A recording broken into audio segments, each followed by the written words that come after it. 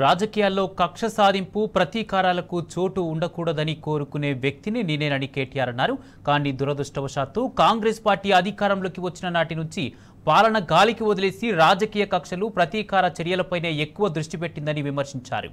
నిజానికి వాటికి కూడా ఓ పరిమితి ఉంటుందని, కానీ ఆ పరిమితులను దాటి కాంగ్రెస్ కేసీఆర్ మీద దుష్ప్రచారాలకు పూనుకుందని ఆవేదన వ్యక్తం చేశారు. అయితే ఇలాంటి ప్రయత్నాలు ఎక్కువ కాలం నిలబడవని సుప్రీంకోర్టు తాజాగా ఇచ్చిన తీర్పు స్పష్టం చేసిందన్నారు.